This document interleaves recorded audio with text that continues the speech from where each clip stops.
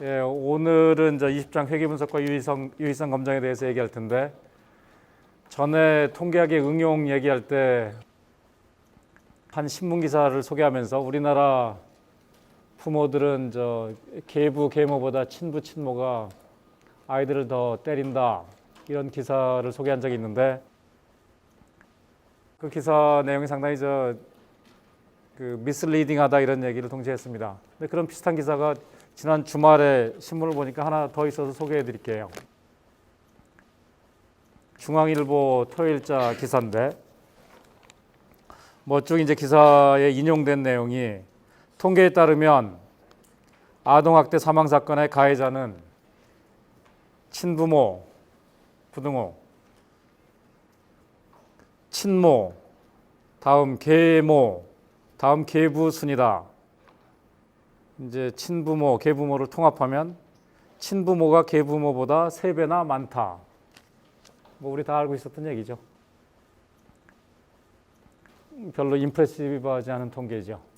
당연히 많죠. 대부분의 애들이 친부모 밑에서 자라는데, 이걸 굳이 추론한다 그러면 친부모 밑에서 자라는 아이가 계부모 밑에서 자라는 아이보다 3배 이상 될 테니까 친부모가 덜 패는 거죠, 비율로 보면. 그러니까 기사에서 의미하는 바하고는 반대겠습니다. 자, 20장 회계 분석과 유의성 검정. 이거 그래도 5월일 때 굉장히 정석거도 그랬어요. 안 찢어지네. 이제는 버리면 될 것 같은데요. 우리가 지금까지 가설 검정할 때, 그리고 신뢰 구간 구할 때, 이거 다 통합해서 통계적인 추론인데, 통계적인 추론을 쉽게 얘기하면 우리가 앞에서 자료를 정리했잖아요. 이 정리된 자료에 담긴 의미가 뭐냐? 되새김질하는 거죠.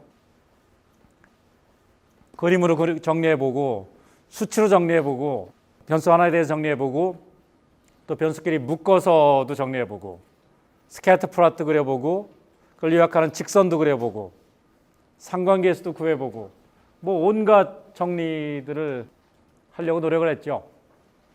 리그레이션 라인을 피팅한 다음에는 그 라인 주위로 얼마나 떨어져 있는지, 이른바 RMSE, 회계 분석의 표준 오차, 스탠다드 에러 오브 에스티메이트, 스탠다드 에러 오브 리그레이션, 이런 것도 봤죠. 그럼 도대체 거기에 담긴 의미가 뭐냐? 이게 되새김질인데, 그걸 보기 위해서 확률을 공부하고 샘플링 디스트리뷰션의 개념을 13장에서 종합적으로 공부를 하고, 또 R이라는 걸 이용해서 개념상 우리가 연구를 딱 한 번 하지만 이걸 10,000번 반복한다 그러면 어떻게 되느냐? 그럼 일종의 서트 익스퍼리먼트도 해보고, 그 10,000번의 연구에 걸친 결과를 가지고 히스토그램 그리면 어떤 모습일까? 연구할 때마다 샘플링 언서턴티 때문에 연구 결과가 바뀌는 것은 너무나 당연하죠. 그렇다고 해서 수학자가 통계학자를 공격할 수 없는 게, 그거 무의미하다.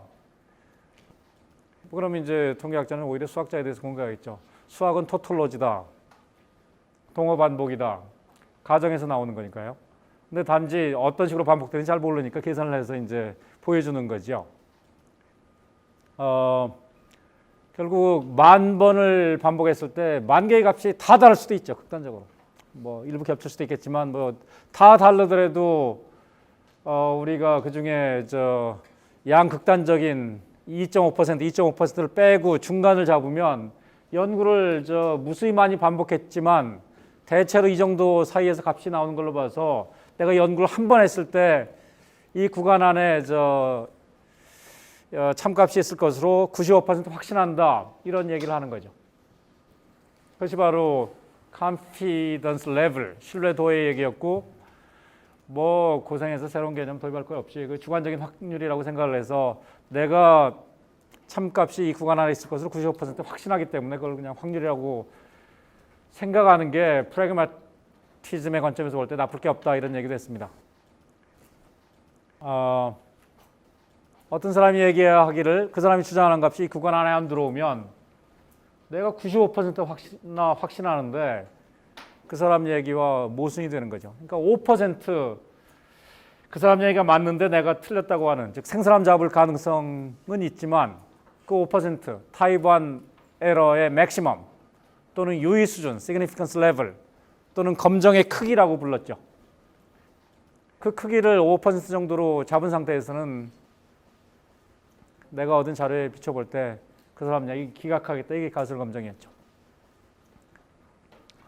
다르게 가설 검정을 표현하면 이 구간 안에 어떤 주장하는 값이 들어오느냐 안 들어오냐라는 것은 이 구간의 중심이 내가 자료로부터 계산한 불편 추정량, unbiased estimator, 불편성의 개념을 소개했죠. 왜 이 구간의 중심이 내가 자료로부터 얻은 바로 그 값이어야 되느냐, point estimate. 이 값 자체가 unbiasedness를 만족시키는 프로세스에서 나온 하나의 실현치이기 때문에 내가 참값을 모르는 상태에서 통계적인 uncertainty를 감안하기 위해서 이런 통계에 들어있는 전형적인 오차의 크기로서 2배를 잡아서 버퍼를 잡아줄 용의는 있지만 이 중심 자체를 변경시킬 이유는 없는 거죠.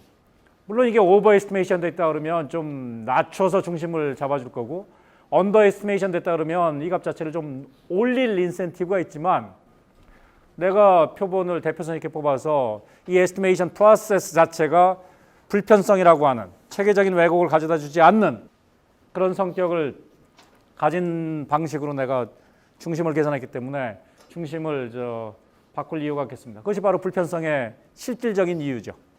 불편성이 가져다 주는 실질적인 오퍼레이셔널 애스펙트겠습니다.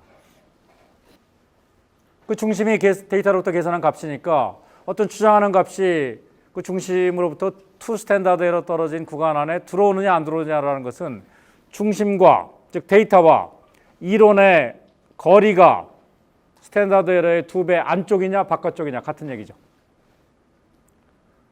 데이터와 이론의 거리를 데이터에 들어있는 스탠다드 에러로 나눠준 것, 그것이 바로 T 또는 G라고 불렀던 것이었고 그것이 절대값으로 2보다 크면 95% 신뢰 구간에 그 값이 안 들어오기 때문에 리젝트한다. 들어오면 리젝트 안 한다. 같은 얘기죠. 즉 가설 검정이라는 것이 그런 의미에서 신뢰 구간과 같은 절차다 이런 얘기를 한 것이죠. 그래서 95% 신뢰 구간을 구해서 안 들어오면 리젝트 할 수도 있고 T값 또는 G값을 계산해서 절대값이 2보다 크면 퀘리가 크구나 해서 리젝트 할 수도 있겠습니다. 물론 양측 검정을 전제하고 하는 얘기죠. 신뢰 구간이라는 게 저 대칭이니까 양측 검정에 해당되는 얘기죠.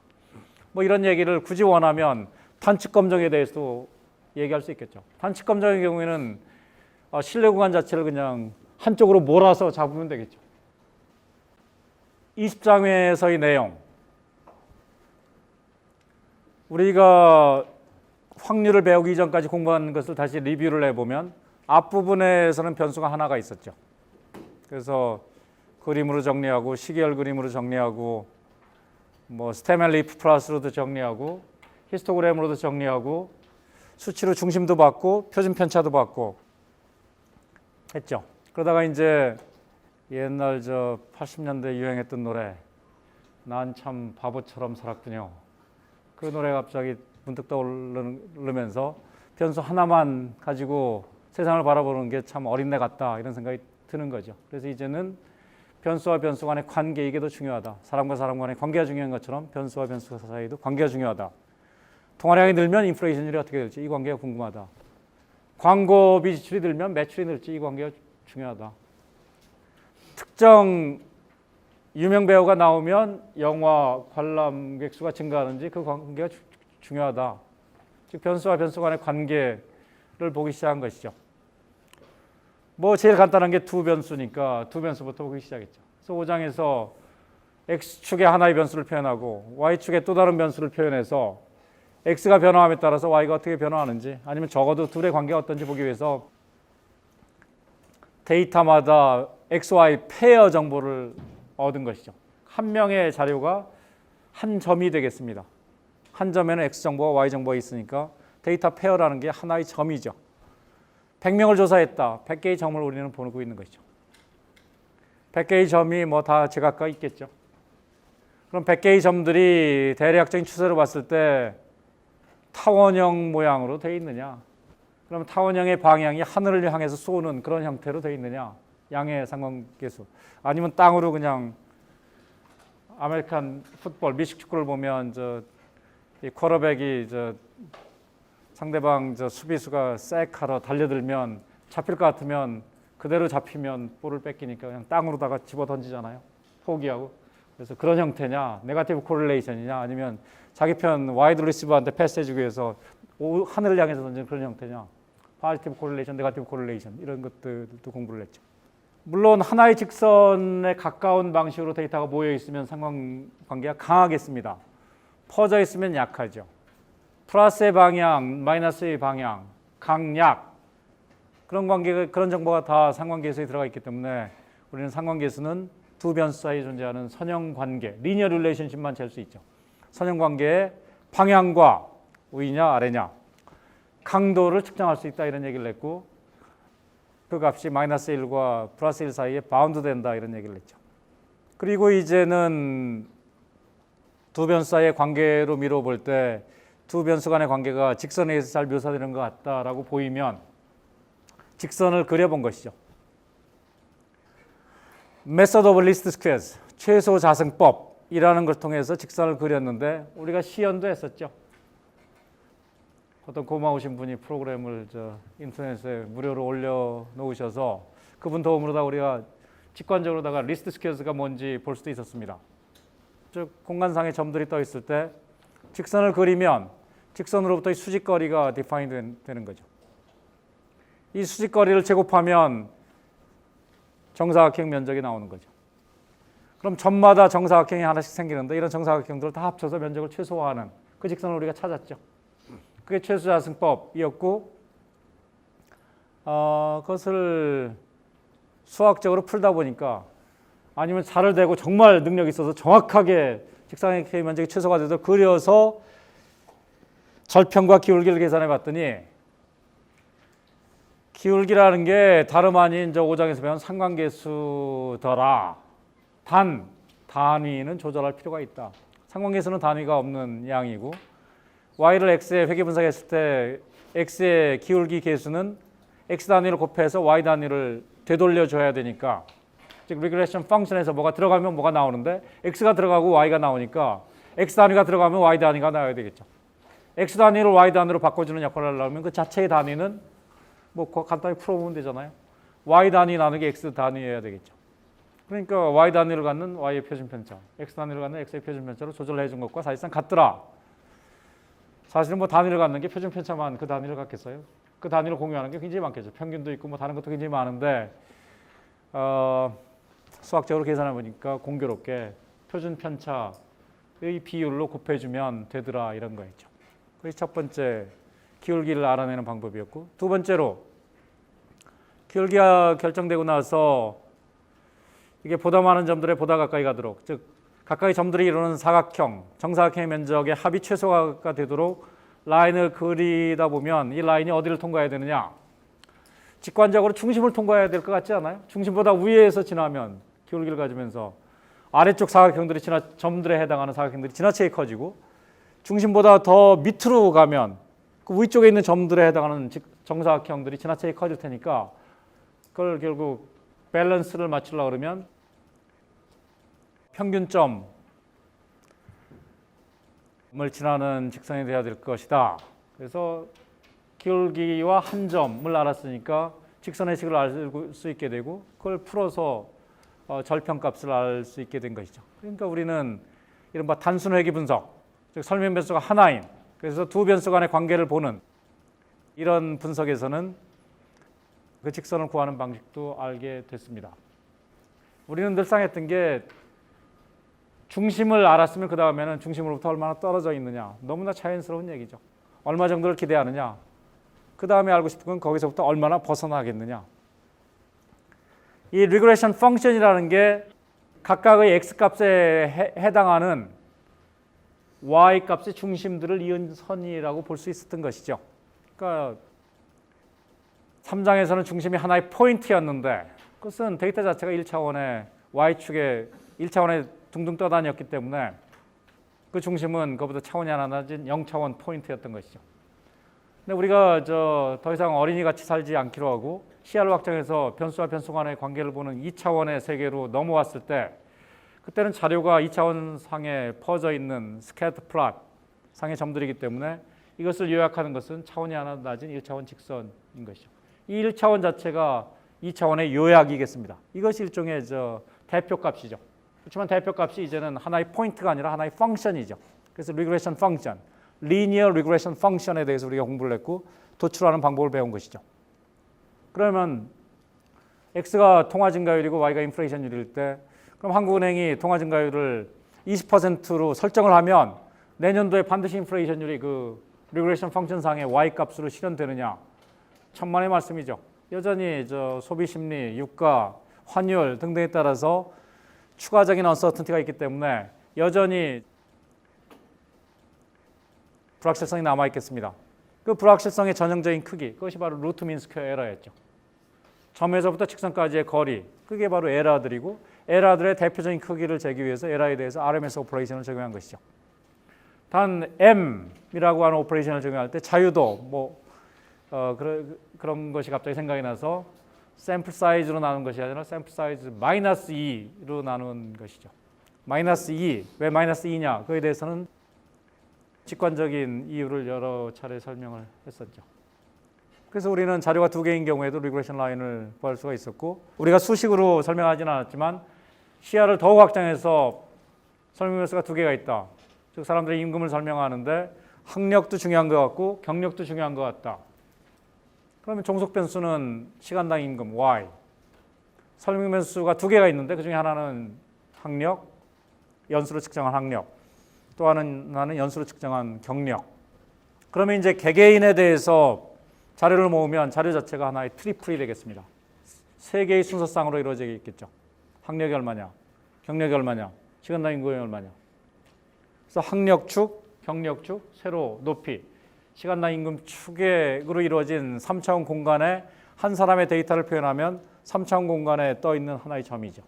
1000명을 조사해서 시간당 임금과 학력, 경력의 관계를 보겠다. 그러면은 이 공간 안에 있는 1000개의 점을 보고 희망컨대 그 1000개의 점이 공간 안에 떠 있는 내가 관심 있는 대상 집단의 전체 점을 최소한 확률적으로는 대표할 것이라는 기대하에 랜덤 샘플링, 그 1000개의 점을 요약하는 3차원을 요약하는 평면을 피팅하는 것이죠. 자, 우리는 굉장히 자연스럽게 개념을 확장하고 있죠. 1차원을 요약하는 것이 0차원, 포인트. 2차원에 떠 있는 스캐터 플러스 요약하는 것이 1차원 직선. 3차원에 떠 있는 점들을 요약하는 것이 2차원 평면. 2차원 평면이라고 하는 것은 여기 원점이라고 그러면 원점을 통과하는 위치, 절편, 그 다음에 양쪽 기울기 두 개만 있으면 되는 것이죠. 경력에 따른 기울기, 학력에 따른 기울기. 그럼 평면이 결정이 되는 거죠. 식으로 쓰면 시간당 임금의 추정치 y hat은 절편 a 더하기 학력 x1의 계수 b1 곱해서 더하고 더하기 경력 x2 곱하기 그 계수 b2, 즉 평면의 식이라는 것이 절편 a, 이쪽 기울기 b1, 이쪽 기울기 b2 세 개의 파라미터만 결정되는 것이죠. 이쪽 기울기의 의미는 b1의 의미는 경력 x2가 통제된 상태에서 개념상 x1만 한 단위씩 증가시켜 나갈 때 임금이 얼마나 증가하느냐 이런 의미가 될 것이고, 대칭적으로 경력의 기울기 B2라고 하는 것은 학력이 고정된 상태에서 경력만 1년씩 증가시켜 나감에 따라서 시간당 임금이 평균적으로 얼마씩 증가할 것이냐 이런 의미가 되겠죠. 이 평면이 평면인 이유는 X2와 X1 사이에 인터액션이었기 때문이죠. 인터액션이 만약 있다 그러면, 상호작용이 만약 있다 그러면, 그리고 그 형태가 경력이 낮을 때는 학력이 별 역할을 못하다가 경력이 올라갈수록 학력이 힘을 발휘해서 경력이 높은 쪽에서는 학력이 높은 사람이 그렇지 않은 사람보다 시간당 임금이 더 빠르게 증가한다. 다르게 얘기해서 경력이 낮은 사람들만 모았을 때는 학력이 증가함에 따라서 시간당 임금이 증가하는 속도가 느리지만 경력이 높은 사람들만 모아서 봤더니 학력이 증가함에 따라서 시간당 임금이 증가하는 속도가 훨씬 더 가파르다 그러면, 그래서 학력과 경력 사이에 인터액션이 있는 거죠. 상호작용. 무슨 얘기인지 알겠어요? 그런 경우에는 이 리그레션 플레인의 기울기가 더 이상 평면이 아니라 이 학력 안 보이는 그림 가지고 자꾸 그림 얘기하니까 어려운데요. 좀 열심히 따라오세요. 저쪽이 경력축인데 경력이 낮을 때는 이쪽으로 기울기를 단면을 딱 잘라서 기울기를 보면 기울기가 완만한데 무슨 얘기인지 알겠습니까? 저쪽에서 삼국지에 나오는 장비가 그냥 큰 칼 가지고 산을 잘라서 단면을 봤더니 경력이 높은 쪽에 있는 사람들에서는 학력이 낮은 사람들보다 학력이 높은 사람들의 임금이 훨씬 더 높아서 기울기가 훨씬 더 가파라더라. 그럼 기울기가 전체에서 같다라는 게 평면인데 기울기가 변하니까 이건 평면이 아닌 거죠. 곡면으로 바뀌는 것이죠. 이게 리그레션, non-linear regression이 되겠죠. 선형 회귀 분석이 아니라 이제는 직선들을 확장한 평면이 아니라 곡면이 전체를 요약하는 그런 것도 나중에 여러분들이 상식에 의해서 필요하면 X1과 X2의 상호작용을 집어넣어서 생각해 볼 수가 있겠습니다. 이것은 마치 겨울에 우리가 얘기하는 윈칠 이펙트 같은 거예요.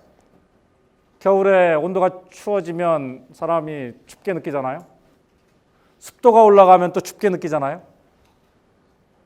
근데 두 가지가 각각 독립적으로 사람들이 느끼는 추위에 영향을 미치는 것이 아니라 상호작용이 있다는 거죠. 바람이 불어도 춥고 온도가 낮아도 추운데 추운 날 바람까지 불면 더 괴로운 거죠. 그게 인터액션 이펙트죠. 그게 바로 우리가 얘기하는 윈칠 이펙트라는 것이죠.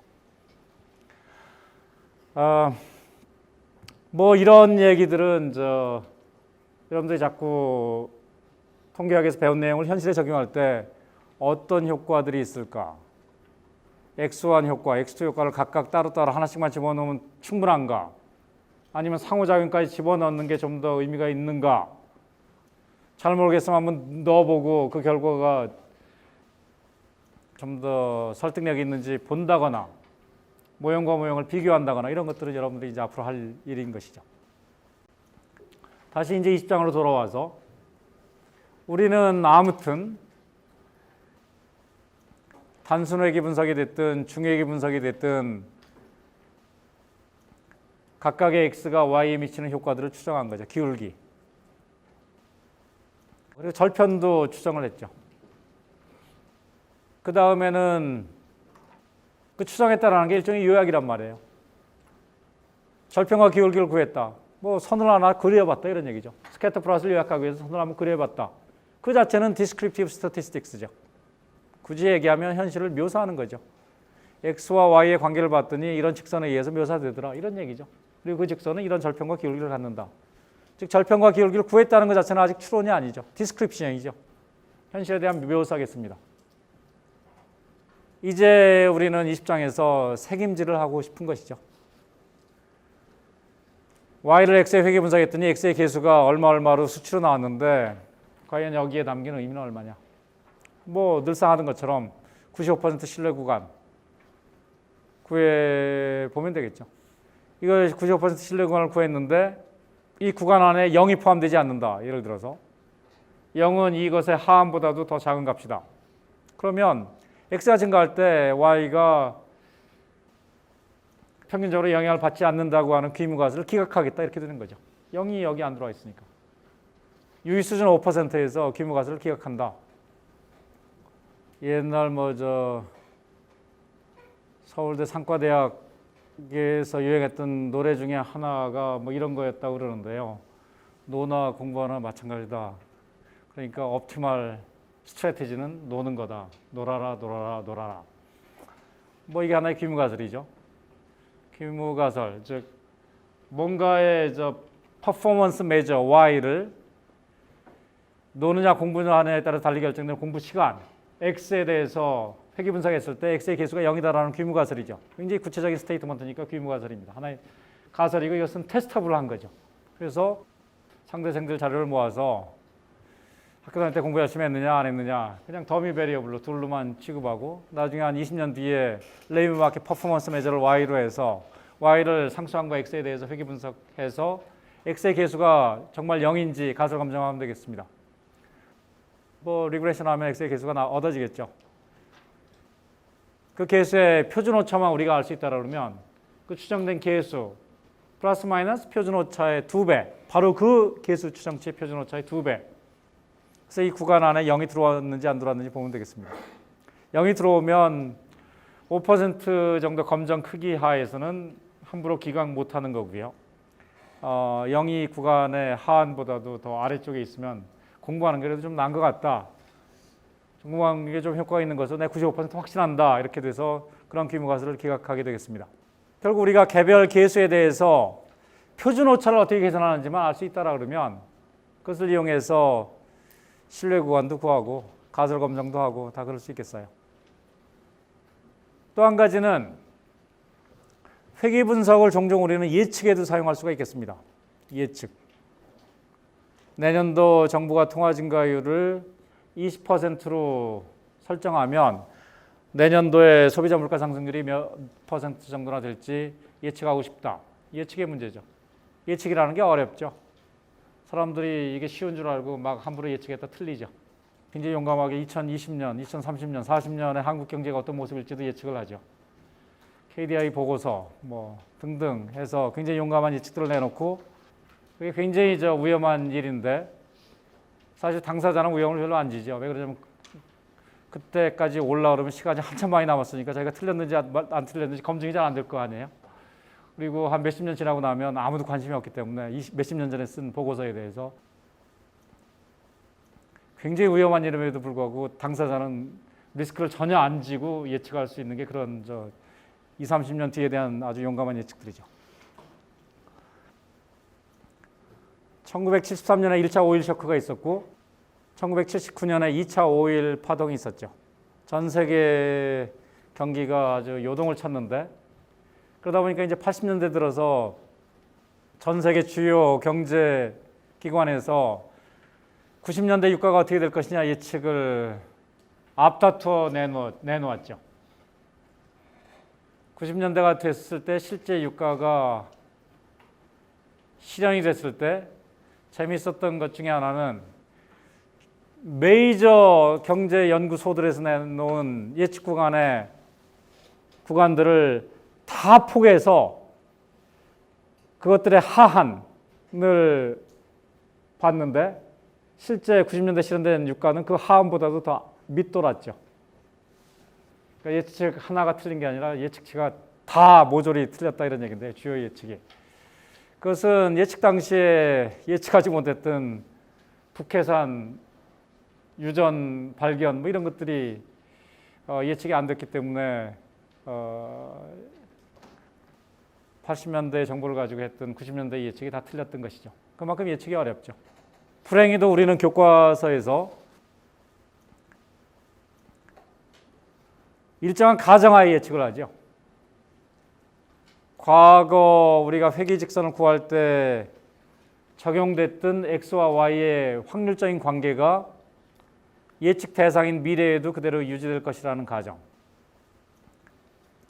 이게 이제 시계열 자료로 보면 예측이라는 게 보통 타임 시리즈 데이터를 가지고 예측을 하는 거니까요. 예측이라는 게 시간이 내포되어 있으니까 자료 이용하는 것도 시간적인 자료를 이용하는 거죠. 기본적으로 과거 자료에 들어있는 X와 Y의 관계, 그 관계를 내년도로다가 익스트라폴레이트 하는 것이죠. 외연 확장을 하는 것이죠. 그래서 과거 자료를 들여다봤더니 통화 증가율이 이러이러하면 대체로 인플레이션율이 연간 자료를 썼을 때 이러이러하더라. 그게 과거에 관측된 통화 증가율과 인플레이션율의 관계다라는 거고 그 관계가 회귀직선으로 묘사가 된 것이죠. 그 묘사된 관계에 내년도에 중앙은행이 설정하고자 하는 통화 증가율을 대입한 것이죠. 대입해서 그것에 해당하는 Y값을 읽는 것이 예측 게임이고 그러한 예측에 자신이 있느냐? 자신이 없으니까 예측의 표준오차, 우리가 3절에서 배울 예측의 표준오차를 2배 잡아주면 95% 신뢰하게 되는 거고 그런 게임을 하는 것인데 문제는 내년이 과거와 적어도 통계적인 면에서 같을 것이냐 이런 문제죠. 사실은 그게 예측을 가장 어렵게 만드는 요인이죠.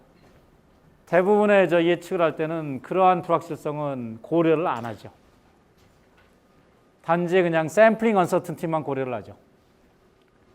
과거 통계의 X, Y 사이에 있었던 그 불확실성, 그것만 감안을 하는데 정작 더 큰 불확실성은 내년이 과연 적어도 확률적으로 과거와 같을 것이냐, 즉 내년도의 역사가 통계적으로 반복될 것이냐, 이런 문제가 더 큰 어려움을 가져오겠죠.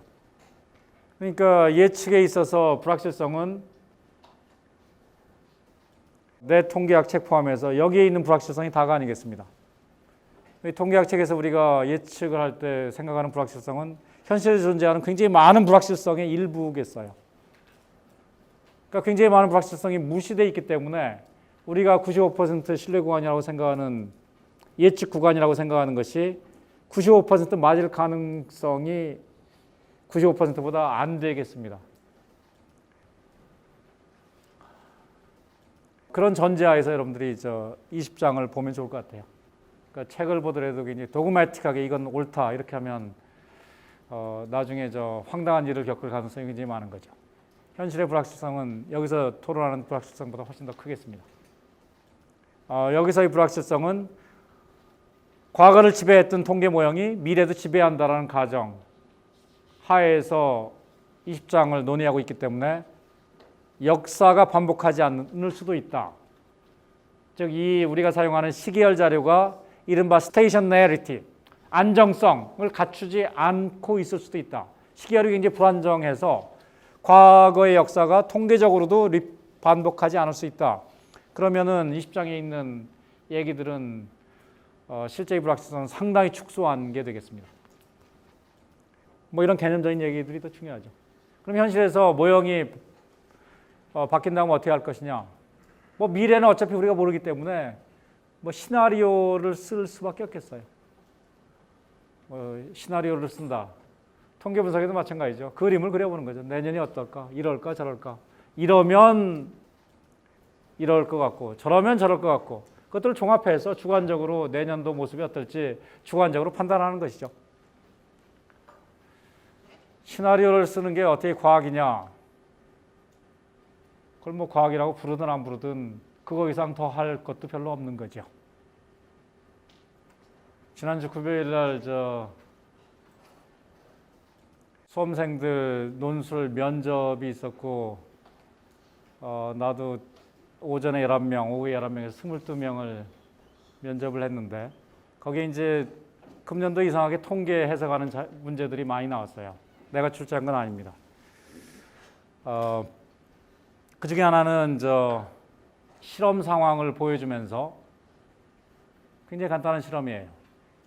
그리고 이 실험 결과가 이제 그 경제학 최고 저널 중에 하나인 QJ에 나온 실험 자료에 근거하고 있는 문제인데 실험에 참가한 주로 이제 대학생들 학교 교수님이 소속돼 있는 대학교에서 대학생들 자원자를 모아서 이제 실험을 하고 실험 참가에 대한 보상을 일부 연구비에서 이제 지급해주고 이런 형태로 실험이 진행이 되는데 그 실험의 내용은 자원자를 모아서 그 자원자들을 2명씩 무작위로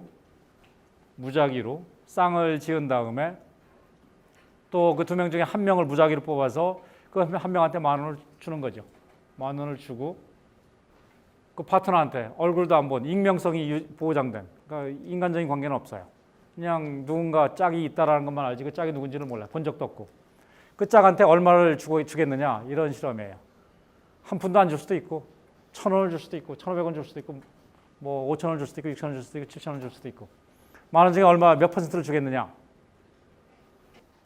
그럼 이제 상대방은 3,000원을 준다라고 했을 때 3,000원을 그럼 수용하겠다.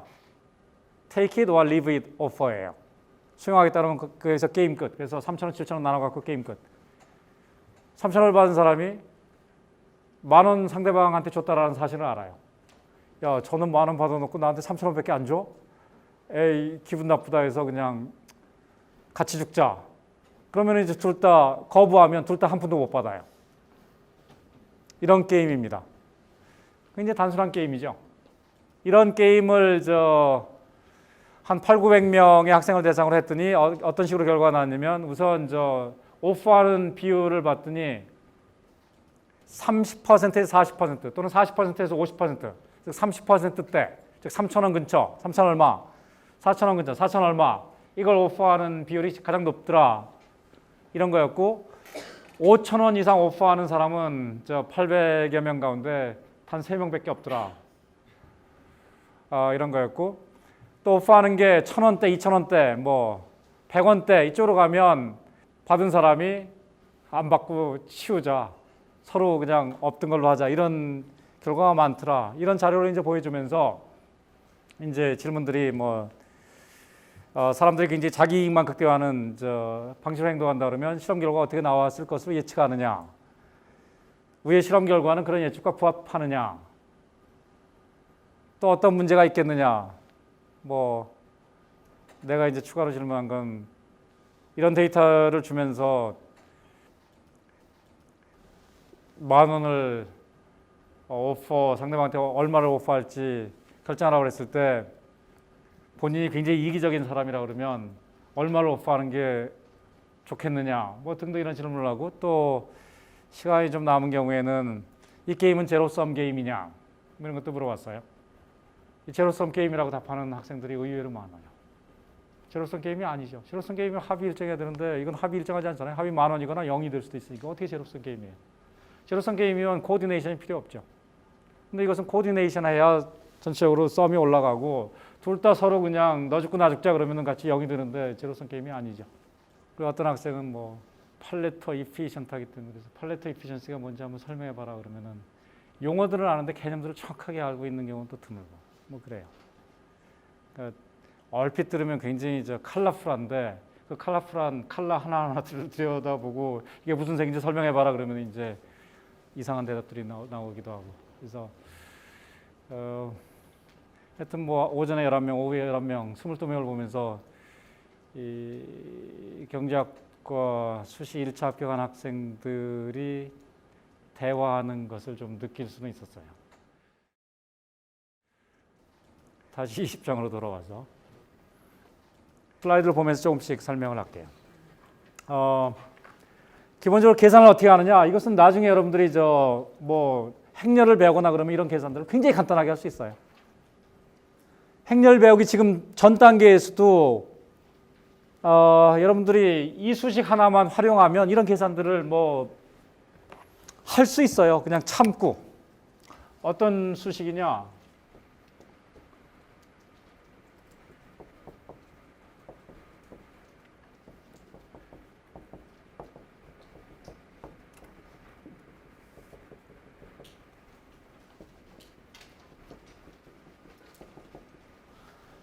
근데 알파와 베타가 상수고 x, y는 확률 변수일 때 x, y의 선형결합인 리니어 컨비네이션인 알파 x 더하기 베타 y에 담긴 불확실성을 mean square error, variance로 측정하면 어떻게 될 것이냐 이런 것이죠. 이것은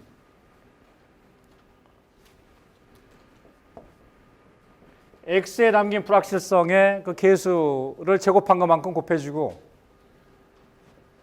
y에 담긴 불확실성의 그 계수를 제곱해서 곱해주고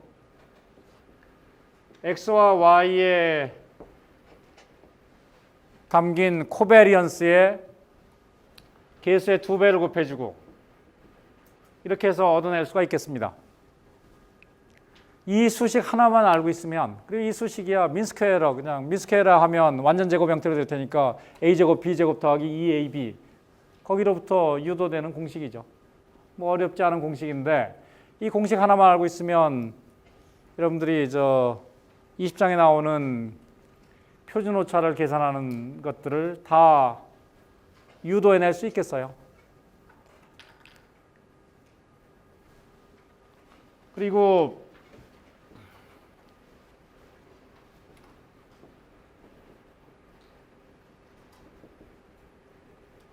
두 확률 변수 x, y가 인디펜던트하면 즉 인디펜던트하다라는 게 우리가 9장 확률을 배우면서 공부했잖아요. 인디펜던트하다. x를 아는 게 y를 예측하는 데 도움이 안 되는 상황. 두 확률 변수가 인디펜던트 하면 당연히 저 x, y 간의 공분산도 0이겠죠. 그러니까 이게 사라지는 경우에는 뭐 계산이 더 쉽겠습니다. 여러분들이 어떤 수식을 유도할 때 수식 자체를 그냥 바로 수식 자체에 빠져버리면 그게 도대체 뭐 하는지 열심히 따라가서 하나하나 증명은 하는데 전체 하고 나서 이게 뭔지 다른 어떤 상황에 또 어떻게 응용할 수 있는지 알 수가 없어요.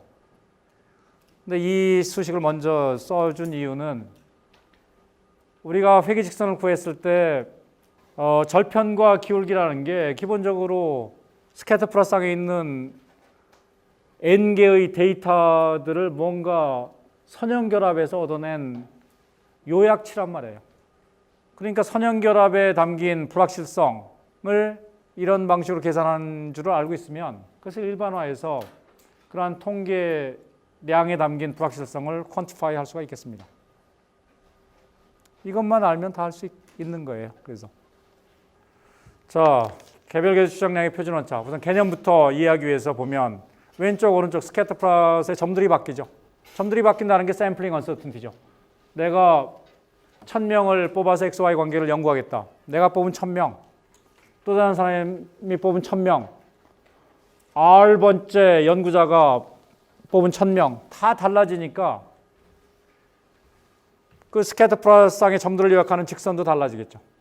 직선들이 달라지니까 절편과 기울기가 다 달라지겠습니다. 그럼 한 연구에서 또 다른 연구로 넘어가고 할 때 그 한 세트의 연구에 담긴 절편 추정량의 불확실성은 어느 정도냐? 그게 바로 절편의 표준오차고 기울기는 연구가 바뀜에 따라서 한 번의 연구에서 어느 정도 변덕스러울 것이냐? 그게 바로 기울기 추정량의 표준오차겠습니다. 개념상 누군가 연구를 다시 한다면 절편과 기울기는 어느 정도 변할 것이냐. 그것이 바로 표준오차의 개념이죠. 이 표준오차를 알아야 정말 노나 공부나 마찬가지인지 x가 y의 평균적으로 영향을 미치는지 우리가 판단할 수 있는 거 아니에요? 포인트 에스티메이트, 요약만 가지고는 거기에 대해서 답할 수가 없단 말이에요. 언서튼티가 있기 때문에. 그때그때 달라지니까. 그때그때 어느 정도 달라지는지를 우리가 알아야 그래서 2배를 우리가 얻은 값에서 버퍼로 안전장치로 줌으로써 나를 보호할 수 있는 거죠. 95% 신뢰. 포인트에 대해서는 우리는 신뢰를 부여할 수가 없으니까. 구간을 줘야 우리는 신뢰 확률을 부여할 수 있게 되는 것이죠. 여기 보면 이제 절편의 표준오차, 기울기의 표준오차, 그 밑에 해시라고 표현한 것은 절편의 표준오차 자체의 추정치, 기울기의 표준오차의 추정치. 절편의 표준오차의 그 회기식에서의 모집단에서의 루트 민 스퀘어라 시그마가 들어가 있으니까 우리는 시그마를 모른단 말이에요. 시그마를 대립부터로부터 추정한 값 시그마 헷. 시그마 헷이 제일 하단 우측에 있는 것처럼 RMS2죠. 전차들을 다 제곱해서 합치고 자유도로 나누고 루트를 씌운. 그러면 시그마 헷, 즉 스캐터 플러스상의 점 하나는 리그레이션 라인으로부터 평균적으로 얼마나 떨어져 있느냐. 그게 시그마 헷이고 이게 크면 클수록 절편과 기울기에 담긴 불확실성도 크겠습니다. 데이터가 위아래로 퍼져 있으니까 절편과 기울기도 불확실성이 커지는 것이죠. 반대로 이 함수 형태는 우리가 유도를 해야 알 수 있지만 방향들은 다 직관적으로 해석이 가능하겠어요. 우선 n분의 1이 루트 안에 있죠. 절편의 기울기를 표준오차를 보면 즉 샘플 사이즈가 커지면 절편의 불확실성이 그렇지 않은 경우보다 감소하겠죠. 자료가 많으니까 무게가 실려서. 그 다음에는 x의 총변동이 분모에 있죠. 즉 x의 총변동이 크면 절편을 구하기가 쉽겠습니다. 그럴 것 같아요. x가 몰려 있으면 기울기도 뭐 불안하고 그에 따라서 절편도 왔다 갔다 하겠죠. 근데 x가 퍼져 있으면 이 서포트가 뭐 사람도 다리 두 다리 사이를 x 이게 퍼져 있는 정도라 그러면 두 다리를 이렇게 좁게 하고 있으면 누가 확 밀었을 때 잘 넘어질 거 아니에요. 불안하단 말이에요. 언서티가 크죠. 다리를 넓게 벌리고 있으면 누가 밀어도 넘어질 가능성이 적죠. 같은 이유입니다. 그러니까 x의 총변동이 분모에 있죠. 그래서 x의 총변동이 크면 기울기에 담긴 불확실성도 작아지고 절편에 담긴 불확실성도 작아지겠습니다.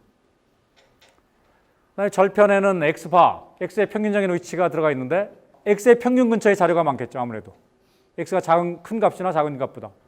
근데 그 평균이 공교롭게 0 근처라 그러면 y축 근처라 그러면 절편을 추정하기가 쉽겠죠. 거기에 자료가 많으니까. 바로 그 이유 때문이에요. 근데 평균이 y축 절편에서 떨어져 있으면 그쪽엔 자료가 많고 절편 근처에는 자료가 적을 테니까 왼쪽으로 떨어져 있든 오른쪽으로 떨어져 있든 불확실성이 커지겠습니다.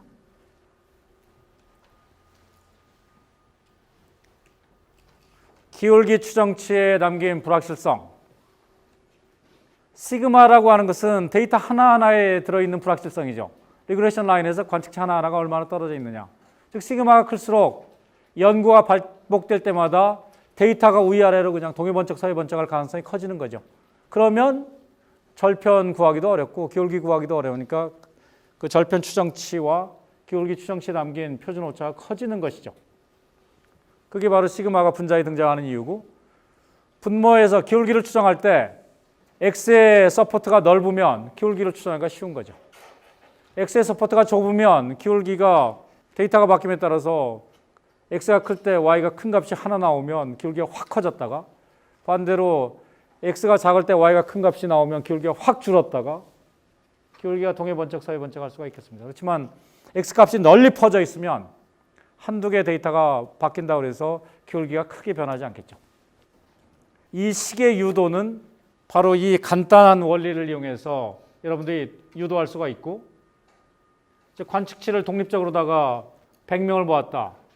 100개의 확률 변수가 합쳐진 형태인데 서로 간에는 코베리언스가 없기 때문에 각각 독립적으로 뽑아서 뭐 이런 거 100개 더하는 형태니까 여러분들이 쉽게 계산할 수가 있겠습니다. 그 직관을 가지고 부록에 있는 수식을 그냥 스스로 유도해 보세요. 뭐 별게 아니에요. 이게 답니다. 2개에 담긴 원리와 100개에 담긴 원리가 다를 이유가 없죠. 이거 이해하고 있으면 그 수식을 다 이해할 수 있으니까 여러분들이 각자 유도하면 되겠어요. 결과를 보고할 때는 이런 식으로 보고하죠. 내가 y를 x에 대해서 회귀 분석했더니 절편 추정치, 기울기 추정치에서 추정된 회귀식이 이렇게 나왔다. 절편과 기울기 밑에 이 절편에 담긴 표준 오차는 이렇다. 괄호 안에 표현하죠. 기울기에 담긴 표준 오차는 이렇다. 그리고 각주 비슷하게 이렇게 별표해서 단 괄호 안에 있는 숫자는 표준 오차다. 그럼 여러분들이 그 표준 오차에 견주어서 각각의 개수 추정치를 해석하면 되겠습니다. 신뢰 구간도 계산할 수 있고, 모집단에서 기울기가 0인지 가설 검증도 할 수 있고, 그 다음에 좀 더 친절하게 내가 이런 분석을 하는데 사용한 관측치 수는 얼마였다. 이 회귀 분석의 R 스퀘어 값, R 스퀘어는 R 스퀘어다. 단순 회귀 분석이니까 상관계수의 제곱과 같죠. R 스퀘어는 얼마다. 그 다음에 이 회귀 직선을 가지고 데이터를 설명할 때 관측치 하나가 이 회귀 직선으로부터 전형적으로 빗나가 있는 거리 RMS는 어떻다. 이런 걸 알려주면 도움이 되겠습니다. 그래서 여기 있는 이런 것이 회귀 분석 결과를 요약해주는 기본적인 포맷이겠어요. 기무가설 중에 통상 뭐 x가 y를 설명하는데 무용지물이다. 뭐 신뢰 구간을 계산해서 그 값이 포함되는지 볼 수도 있고, t 통계량을 구해서 거리가 2단위 이상 떨어졌는지 볼 수도 있겠습니다. 이미 예측, 어느 회사가 광고비로다가 내년도에 얼마를 쓰려고 그런다. 그럼 내년도 매출이 얼마가 될 것이냐. 개별값을 예측하는 것이죠. 이번에는 우리 회사가 앞으로 광고에 좀 더 투자하기로 해서 앞으로 매년 광고비로 얼마를 쓰려고 그런다. 앞으로 연평균 매출이 얼마나 평균적으로 늘지 계산해봐. 이것은 평균값의 예측이죠. 개별값을 예측하는 게 평균값을 예측하는 것보다 더 어렵겠죠. 평균이라는 게 플러스 마이너스 캔슬하는 효과가 있기 때문에 평균을 예측하는 게 개별값을 예측하는 것보다 쉬운 거죠. 단 앞서 얘기한 것처럼 미래가 과거의 재판인 경우에, 근데 그게 아니고 미래로 가면 갈수록 과거와 달라질 가능성이 커진다 그러면 내년을 예측할 때는 내년 하나만 예측하면 되는데 앞으로 10년 동안 미래의 평균을 예측한다 그러면 점점 멀어지니까 오히려 평균이라는 면에서는 유리하지만 더 먼 미래를 예측한다는 면에서는 불리해지는 면도 있겠죠. 근데 여기서는 미래가 과거가 통계적으로 반복될까라는 가정을 이미 한 전제하에서 예측 문제를 다루고 있기 때문에 불리해지는 건 없고 평균을 통해서 유리해지는 것만 있으니까 평균을 예측하는 게 개별값을 예측하는 것보다 쉽다, 이런 전제를 지금 하고 논의를 하는 것이죠.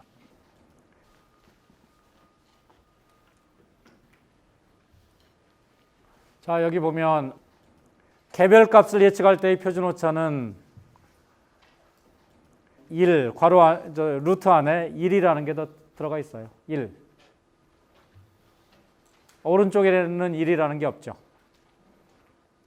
그러니까 개별값을 예측할 때는 예측 오차가 커진다는 거예요. 1, 그 부분 때문에.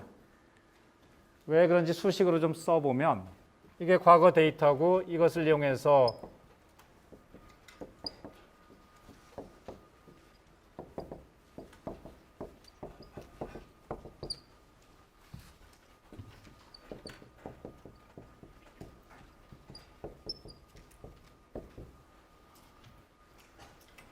이 모집단의 계수 알파, 베타를 모르니까 이걸 추정한 것이죠.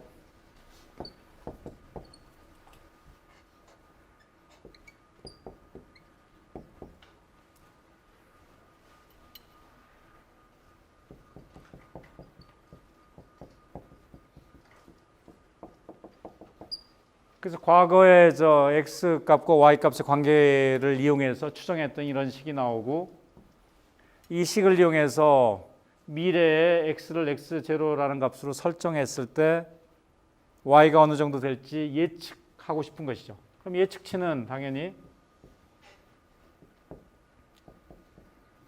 이렇게 되겠죠. x에다 x0 값을 대입하면. 그럼 이때 예측 오차는 어떻게 되냐면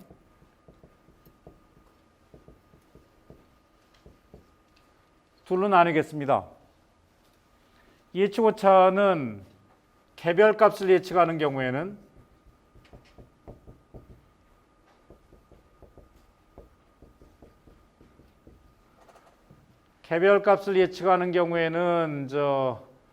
이 값을 가지고 여기에 x를 대입한 값을 예측하는 것이죠.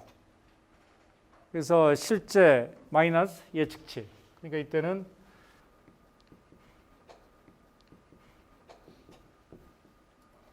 x0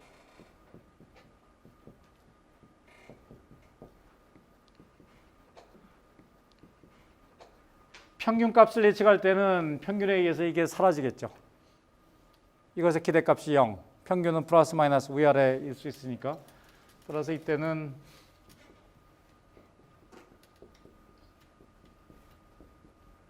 플러스 0, 엡실론이 0으로 바뀌는 것이죠. 그러니까 예측 오차라는 게 수식으로 쓰면 이런 것이죠. 그래서 두 부분으로 나뉘는 거죠.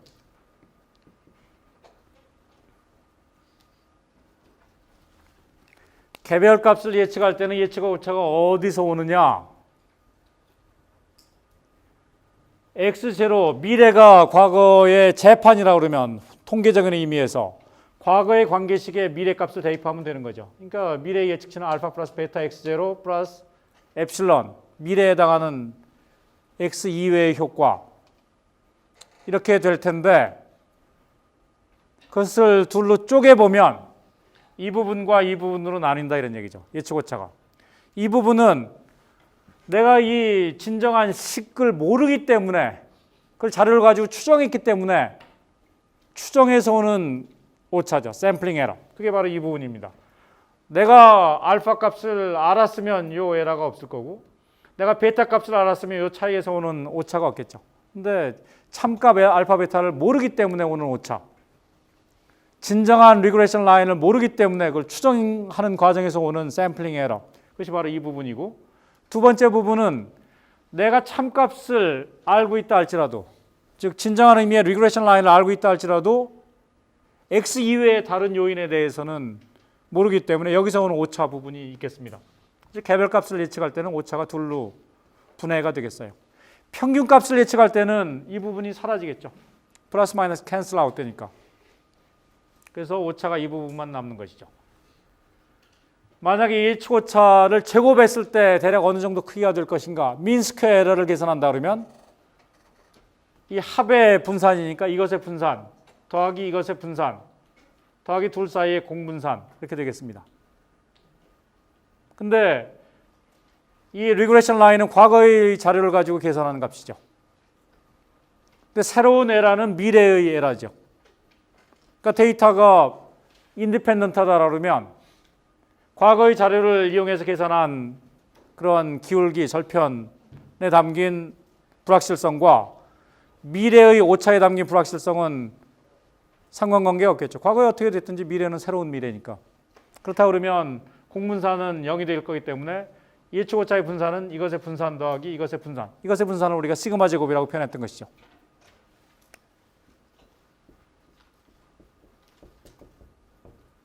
호모스케다스티스틱 시그마 제곱.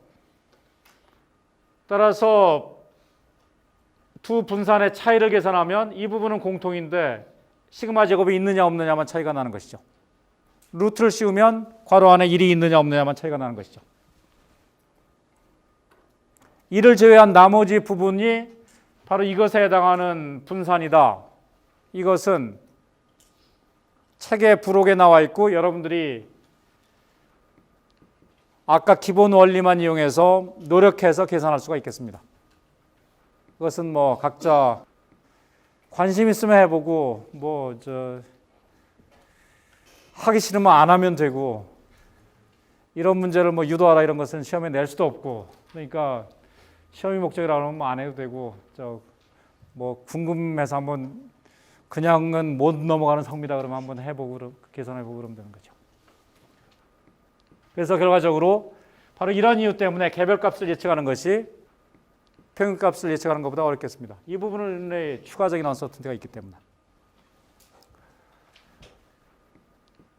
자, 여기 예측 오차 공식을 봐도 여전히 X의 서포트가 크면 오차가 작아지죠. X가 널리 퍼져 있으면.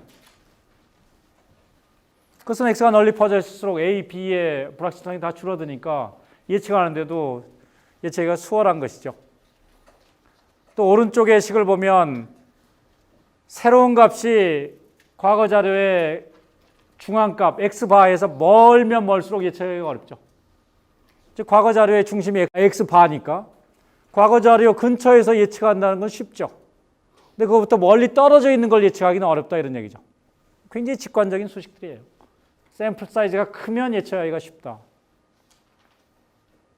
개별 데이터가 리그레션 라인으로부터 너무 멀리 떨어져 있지 않으면 예측하기가 쉽다. 기존 데이터에서 X가 변화가 충분히 많아서 어떤 X값에 대해서도 자료가 많이 있으면 예측하기가 쉽다. 새로운 X값에 대해서. 그게 xi-x바의 제곱의 합, 그것이 분모에 등장하는 이유죠. 또 새로운 X값이 과거에 관측된 X의 중심에 해당되는 X값이면 예측하기가 쉽다. 그런 자료가 많을 테니까. 근데 새로운 예측하고자 하는 대상이 되는 X값이 X0가 과거의 X들의 평균 X바부터 멀면 멀수록 예측하기가 어렵다 이런 얘기죠. 그러니까 예측오차 공식은 조금만 노력해서 수학적으로 유도할 수가 있는 공식인데 이 공식의 각각의 구성 부분은, 성분은 우리가 직관적으로 해석이 가능한 것이 최소한 방향은.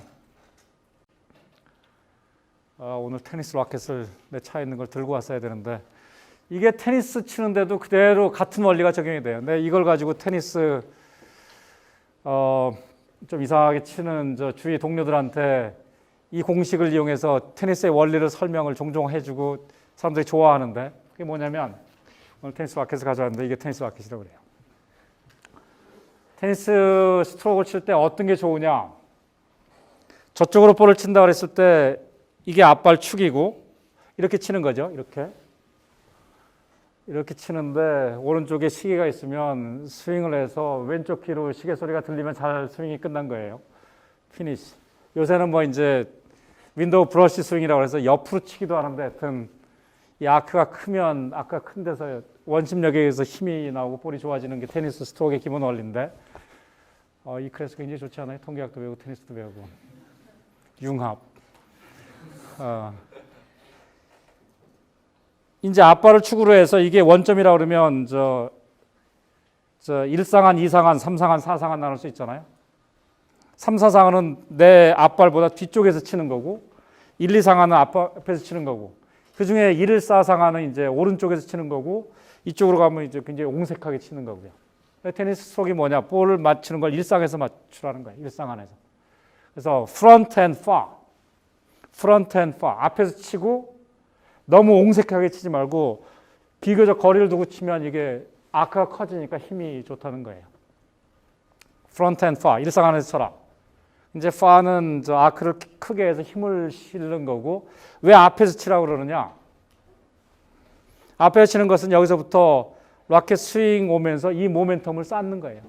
모멘텀을 쌓아서 이 모멘텀을 가지고 조금만 익스트라폴레이트, 조금만 더 예측, 확장하면 되니까 언서튼티가 작은 거예요. 이 모멘텀이 쌓인 걸 가지고 조금만 확장하면 되니까. 그러니까 언서튼티가 작으니까 매번 샷이 일정한 것이죠. 하늘로 날아갔다 네트로 갔다 들이받거나 이게 적단 말이에요. 언서튼티. 그러니까 안정적으로 상대방을 제압하는 거예요. 근데 이걸 뒤에서 치면 여기서 요만큼 쌓은 모멘텀 가지고 이만큼을 더 익스트라폴레이트 해야 되니까 언서튼티가 얼마나 커요. 그러니까 모멘텀이 요거밖에 빌드업 되지 않았는데 이 모멘텀을 가지고 더 많은 걸 익스텐션 해야 되니까 언서튼티가 크죠. 그러니까 그때 그냥 제멋대로죠. 공 주스러 다니기 바쁜 거죠. 정확하게 같은 원리입니다. 여기서 분모에 등장하는 xi-xy 제곱의 합. 이게 쌓인 모멘텀의 지표예요. 과거 데이터를 가지고 x가 얼마나 퍼져 있느냐. 널리 퍼져 있으면 기울기를 추정하기가 쉽잖아요. 좁으면 기울기가 굉장히 막 제멋대로겠죠. 정확하게 같은 원리입니다. 그래서 앞에서 치라는 거고 또 한 가지는 테니스 처음 치면 이제 긴장해가지고 여기에 힘이 딱 들어가요. 머슬 파워. 그럼 텐션이 들어가면 그것은 물리적으로 볼 때 이게 진행하는 동안 힘이 계속해서 작용하는 거예요. 그러니까 이 자연스러운 힘의 엑셀레이션을 방해한다고요. 계속해서 방향이 바뀌는 거죠. 가면서. 그러니까 언서튼티가 계속 커지는 거예요. 또 한 가지는 힘이 들어가면 이 힘이 당기는 힘이기 때문에 자연스럽게 가속도 되는 걸 잡아요. 근데 가속도가 힘의 원천이잖아요. 물리학에서. 가속이 안 되게 그냥 평균 속도는 아무 의미가 없어요. 운동에서. 그냥 처음에는 천천히 시작하더라도 엑셀레이션이 되면 이게 좋은 거고 엑셀레이션이 돼야 추가적인 언서튼티가 개입될 소지가 없기 때문에 볼이 안정적이고 모멘텀을 많이 빌드업할수록 언서튼티가 작고 예측의 문제하고 정확하게 같습니다. 그래서 볼이 어디로 날아갈지 예측하는데 모멘텀을 많이 쌓고 이 모멘텀이 한 방향에서 온 자연스럽게 빌드업된 모멘텀이면 그 볼이 어디로 날아갈지 예측을 정확하게 할 수가 있어요. 그러니까 매번 뭐 내가 원하는 곳에 딱딱 떨어뜨릴 수가 있는 거죠. 근데 그렇지 않고 힘을 쓰거나 뒤에서 맞추거나 치면서 몸을 획 돌리거나 이러면 다 이제 언서튼티가 굉장히 커지는 거죠. 그리고 이게 이제 상호작용을 또 하는데 게으른 사람은 저 인생 살면서 나중에 고생할 가능성이 많은 것처럼 테니스 칠 때도 마찬가지예요. 볼이 한참 올 때까지 그냥 게으르게 이렇게 바라보고 있어요. 그러다가 볼이 바운드 되면 그제서 어이쿠 하고 그냥 그제서 백스윙을 하면 특히 상대방이 잘 쳐서 볼이 세면 여기서 뒤에서 맞죠. 이게 힘이 없으니까 힘으로 그냥 확 당기니까 불확실성이 커지고 또 이 힘 가지고 안 되니까 그냥 몸까지 획 돌려서 이렇게 치죠. 보지도 않고. 이게 뭐 들어가는 게 기적이죠. 그러니까 테니스 얘기 조금만 더 하면 테니스에서 제일 중요한 게 상대방이 치는 순간, 볼이 상대방 라켓에 맞는 순간 점이잖아요. 볼과 테니스 라켓 면이 만나서 점. 맞고 나서 작용 반작용에서 볼이 다시 튀어나오면 이 점과 볼의 위치, 현재 위치를 연결하면 선이 되잖아요.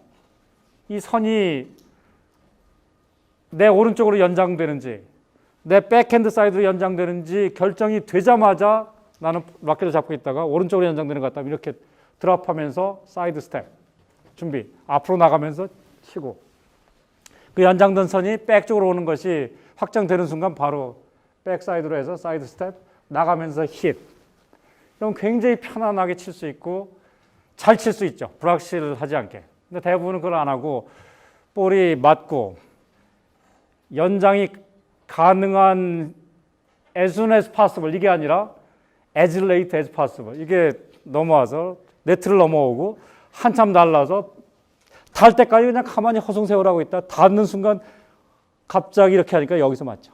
이게 뭐 쌓인 것도 없고 이 뒤에서 눈으로도 잘 안 보이고 아프면 잘 보이는데 뒤니까 잘 안 보이고 이게 힘이 없으니까 팔에다 힘을 가하고 또 이거 가지고 안 되니까 몸까지 쓰고 그러니까 최악으로 치는 거죠. 이것과 상당히 관련돼 있는 거죠. 학기 초에 저 몇 명 모아가지고 테니스 가르쳐 달라 그러면 가르쳐 주겠다 그랬는데 아직 아무 신청자가 없는 것 같아요.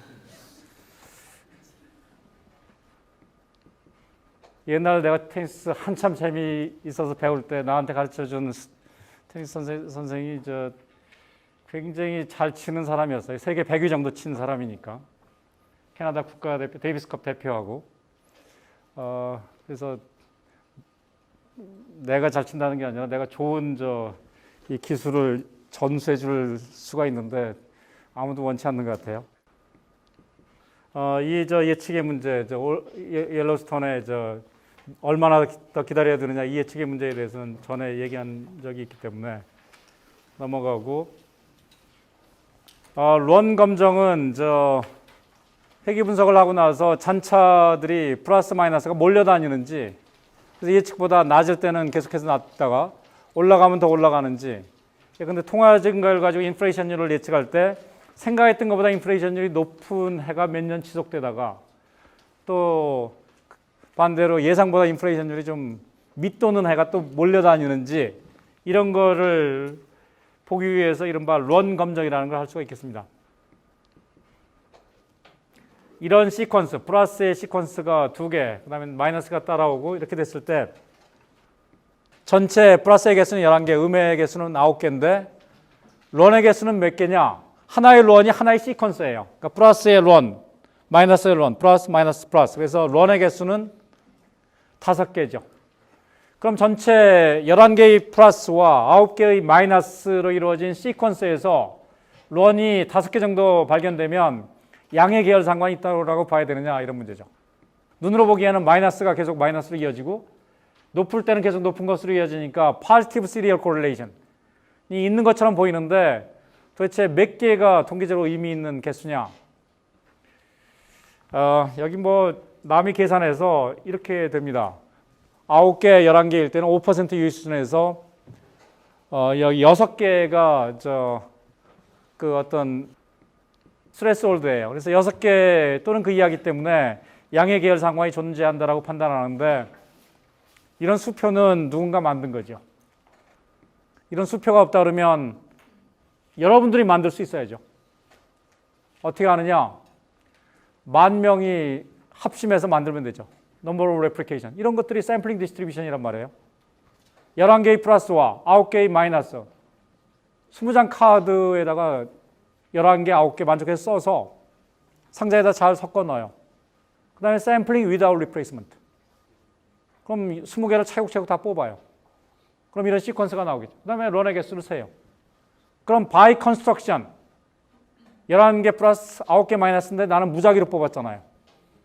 귀무가설화에서의 레퍼런스 디스트리뷰션을 만들어내는 거예요. 계열 상관이 없도록 내가 뽑았잖아요. 나도 그랬고 10,000번째 친구도 그랬고 그러니까 10,000명의 친구가 각자 상자 하나씩 가져와서 20장씩 카드를 집어넣고 11개는 플러스, 9개는 마이너스라고 기록해서 상자를 잘 섞은 다음에 sampling without replacement. 그래서 시퀀스를 다 적어요. 그래서 런의 개수를 세는 거죠. 그런 다음에 런의 개수의 디스트리뷰션을 보는 거죠. 샘플링 디스트리뷰션. 10,000개 실현치를 가지고. 내가 무작위로 시리얼 콜레이션 없는 방식으로 뽑았더니 10,000개 중에서 런의 개수가 6개 또는 그 이하로 나타나는 경우가 5%밖에 안 되더라. 따라 실제 5개 정도 나온 것은 무작위로 뽑으면 그럴 가능성이 별로 없다. 따라서 5개 정도 나오면 양의 계열, 런의 개수가 지나치게 작다. 작다라는 게 같은 것들이 몰려 있으니까 양의 계열 상관을 시사하는 거죠. 그런 식으로 판단하겠습니다. 그래서 이런 표를 읽는 게 중요한 게 아니라 이 표에 담긴 논리, 굳이 필요하면 여러분들이 표까지도 만들 수 있어야 되는 거죠. 컴퓨터 시뮬레이션을 통해서 10,000명 친구를 대체하면 되는 거죠. 주식 가격 움직임에 모멘텀이 있는지 보는데도 올랐으면 플러스, 내렸으면 마이너스해서 런 검증을 해볼 수도 있겠습니다. 그래서 모멘텀이 있으면 이런 모멘텀 트레이딩 스트래티지, 오르면 따라 사고 내리면 따라 팔고 이런 전략을 스스로의 위험화해서 한번 실험 삼아 해볼 수도 있겠죠. 오늘 수업은 여기서 마칠게요.